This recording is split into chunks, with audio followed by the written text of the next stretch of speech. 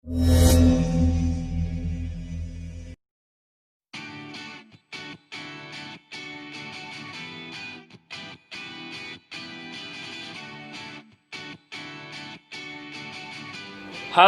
anak-anak pintar Indonesia, jangan lupa dukung channel Bapak dengan cara like, share, subscribe ya, dan nyalakan loncengnya. Terima kasih semuanya.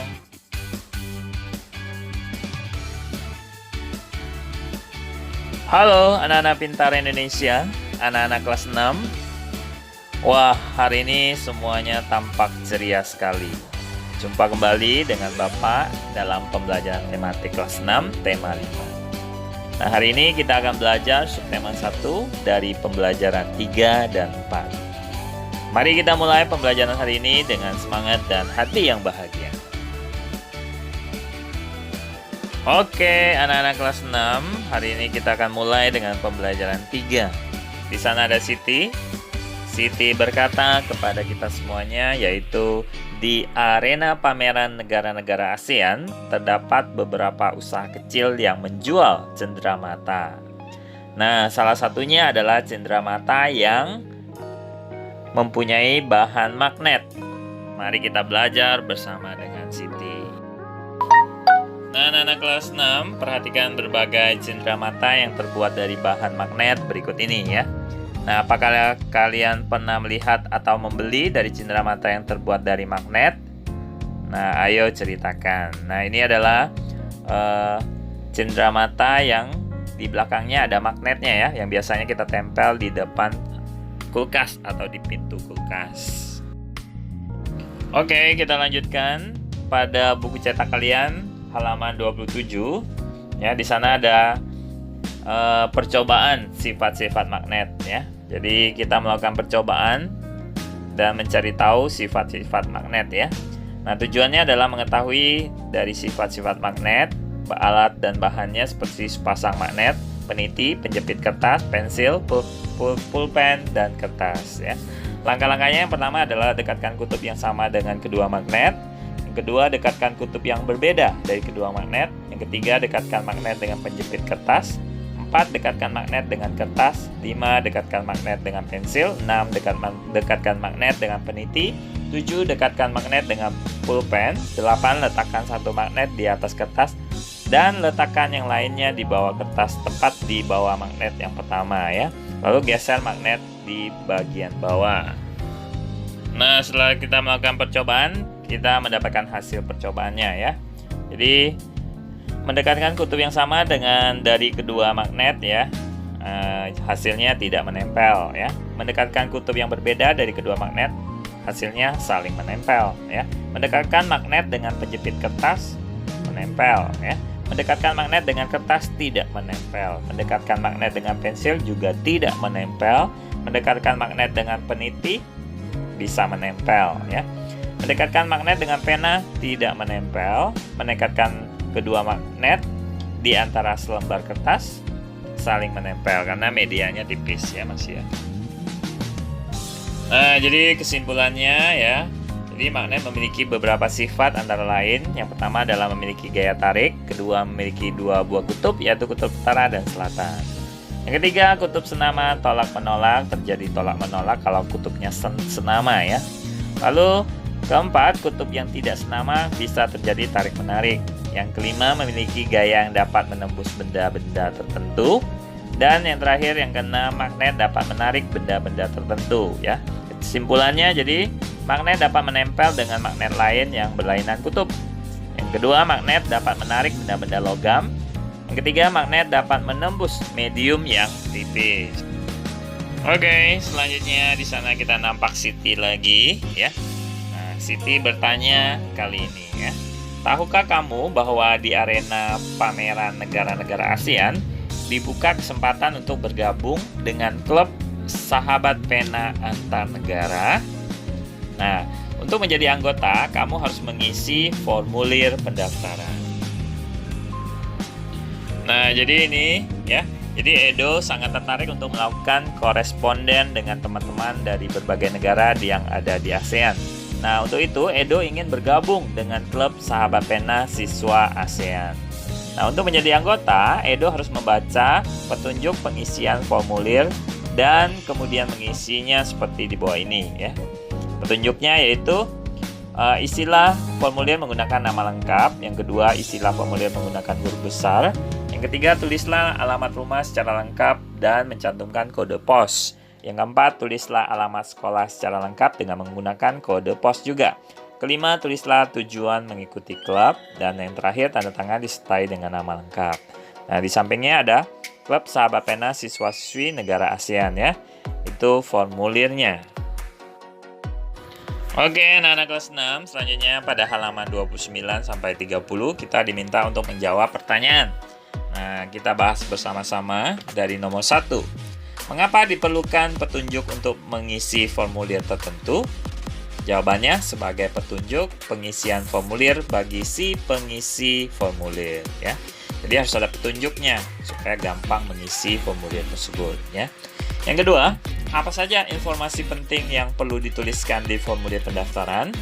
Jadi informasi penting yang harus dituliskan jawabannya yaitu menuliskan identitas diri, menuliskan tujuan mengikuti suatu kegiatan atau organisasi, dan yang terakhir mencantumkan tanda tangan. Pertanyaan selanjutnya, nomor 3, mengapa alamat harus ditulis secara lengkap agar alamat mudah ditemukan ya ketika kita mengirim ya. Dan nomor 4, apa yang terjadi jika alamatnya tidak lengkap ya? Maka sulit ya. Alamat tersebut akan sulit ditemukan sehingga membuat orang yang mencari alamat tersebut jadinya nyasar ya, tersesat. Yang kelima, mengapa kita perlu menuliskan kode pos pada formulir di bagian alamat? Jadi jawabannya karena kode pos itu menjadi rujukan bagi seseorang untuk menemukan suatu alamat. Nah, anak-anak kelas 6, kita melanjutkan ke pembelajaran 4 ya. Di sana ada Udin. Udin bertanya kepada kalian ya. Tahukah kamu bahwa kerja keras merupakan kunci kesuksesan dalam berwirausaha? Ayo, tahu tidak? Oke, mari kita membaca bersama-sama ya. Kerja keras yang berbuah kesuksesan. Terlahir dari keluarga yang kurang mampu membuat Reza Nur Hilman harus berpikir keras membantu kehidupan keluarga. Nah, di tengah himpitan ekonomi keluarga, suatu hari Reza mengambil keputusan untuk menjual keripik singkong. Nah, keberanian untuk menjadi penjual keripik singkong yang terkesan murahan dan dianggap sebagai makanan tradisional perlu diacungi jempol. Nah, gagasannya dalam mengolah keripik singkong ternyata mampu membuat makanan kecil tersebut digemari dan mempunyai nilai jual yang lebih. Ya. Produk tersebut bahkan berhasil mendunia. Ya. Kesuksesan yang diraih Reza adalah berkat kerja kerasnya. Pria berusia 24 tahun ini memulai wirausahanya dari nol, sehingga penghasilan yang diperoleh Reza menembus miliaran rupiah. Nah, kesuksesan yang tidak datang dengan sendirinya, tetapi untuk mencapainya kita diperlukan ya, kerja keras dan sebuah keyakinan yang teguh. Selanjutnya ya, kita lanjutkan halaman 36 sampai 37. Kalian diminta untuk menjawab pertanyaan lagi. Mari kita bahas bersama-sama dengan nomor 1. Apa yang melatar belakangi Reza Nur Hilman memulai wirausaha keripik singkong? Jawabannya adanya himpitan ekonomi keluarga. Nomor 2, apa yang dapat kamu pelajari dari kisah hidup Reza Nur Hilman? Jawabannya adalah untuk mencapai kesuksesan kita harus bekerja keras dan yakin. Kita lanjutkan ke nomor 3. Jika kamu adalah Reza Nur Hilman, apa yang akan kamu lakukan untuk terus mengembangkan usahamu? Jawabannya, dengan melakukan inovasi rasa dan mempercantik kemasannya agar konsumen tidak bosan serta membangun cabang-cabang usaha di kota-kota lain. Nomor 4, apa yang menjadi kunci sukses dari Reza Nur Hilman? Adalah jawabannya kerja keras dan keyakinan. Nomor 5, apakah kamu pernah menerapkan sikap kerja keras dalam kehidupanmu? Jelaskan. Jawabannya, belum, karena saya masih bergantung pada orang tua saya. Kita kembali lagi berjumpa dengan Udin. Di sana ada Udin. Udin kembali bertanya kepada kita. Apakah kamu masih ingat contoh-contoh formulir yang sering digunakan dalam kehidupan sehari-hari? Ayo, siapa yang bisa jawab pertanyaan Udin?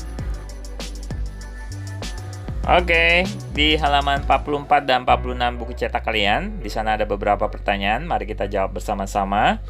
Apa saja yang kamu ketahui tentang formulir? Jawabannya, formulir merupakan selembar kertas yang berisi identitas diri yang digunakan untuk tujuan tertentu, ya. Nah, nomor selanjutnya, kapan kamu biasanya menggunakan formulir? Jawabannya ketika saya mendaftar sekolah baru, mendaftar di puskesmas, dan ketika saya akan mengikuti suatu lomba, ya, mengisi formulir. Lalu selanjutnya, apa saja yang harus kamu tuliskan dalam formulir tersebut? Jawabannya, identitas diri, tujuan mengikuti suatu kegiatan, dan terakhir adalah tanda tangan. Nah, di sana ada gantungan kulkas yang cantik-cantik yang terbuat dari magnet, ya. Wah, cantik sekali ya, imut-imut. Nah, demikian pembelajaran kita hari ini. Semoga pembelajaran hari ini bermanfaat ya bagi kita semuanya. Akhir kata, Bapak ucapkan terima kasih. Sampai jumpa di pembelajaran selanjutnya. Bye-bye.